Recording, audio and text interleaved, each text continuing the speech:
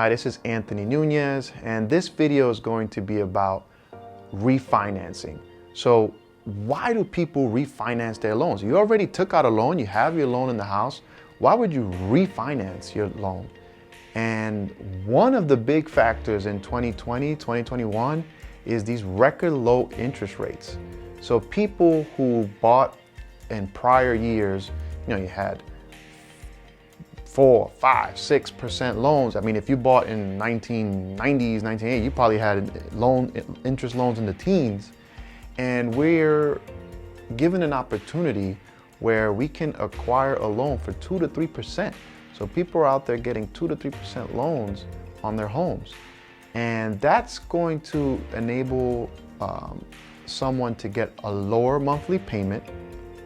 If they extend their loan, they'll be able to drop and get a lower monthly payment, or they can pay the same exact amount, but drop years in their loan life. Additionally, what we had going on too was that many FHA buyers, because of the increase in home prices, can now refinance and remove PMI.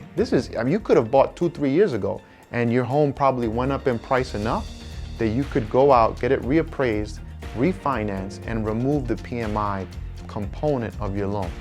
And that loan component for some people could be significant. I'm talking $200 to $400 for many in my market. So this became an attractive option for many. What are people doing after they refi? Well, they're simply living a different lifestyle. So it could be that they have now less of a monthly expense, which is very convenient because we're dealing with COVID and a lot of uncertainty. So if you're able to lower that monthly expense, that feels very welcoming. Then you have people who are doing a refi, and I have a friend of mine who did a refi. He dropped his monthly payments, and with that difference in the monthly payment, he went out and he fulfilled a dream of his of owning property in the Caribbean. So he's able to save $1,000 on his mortgage. And what he did was he went out and he invested in a property in the Caribbean where he's going to be paying $1,000 a month. And now with no change to his lifestyle, because it's still the same monthly payment he's paying before, now he owns his home still and took one step into what's going to be his future in having a home in the Caribbean of his own that he can visit as well for him and his family. So what are people doing with this refinancing money once they cash out? Once they cash out, some of them are taking this money and getting rid of their student loans. Some of them are getting rid of the car payment that's been bothering them for a year or two. Others are taking this cash out portion and using the cash out portion to buy another property, right? Let's say you're an investor. Now you can cash out, use that money to buy another investment property, buy a vacation home, buy a home for your kids, right? You're at that position in life, you want to buy a home for your kids. There's also features where you can refinance and incorporate your student loans into your new loan. So if you owe, let's say, $100,000, which, as crazy as it sounds, may be normal for someone in the Northeast in student loans, you can now refinance. Let's take a $400,000 loan and instead make it $500,000 and extend the student loan payment now to a 30-year student loan. And that's going to significantly drop the monthly payment. And some people enjoy that perk. Others are taking advantage of this refinance to go from FHA to conventional, or to go from a program to conventional lending.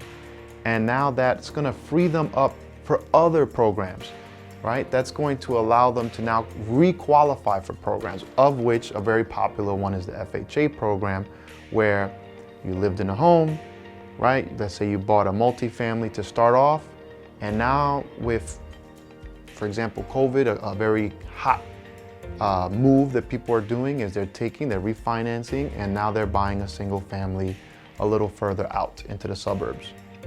And we're seeing that happen regularly.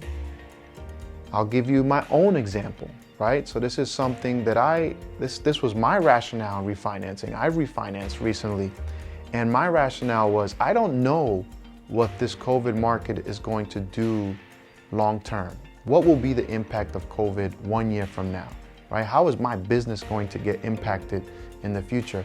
And I said, you know what, let me take a defensive position. Let me refinance.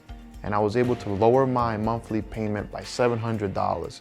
So now I have $700 of a monthly that I'm saving that I can redeploy somewhere else if need be.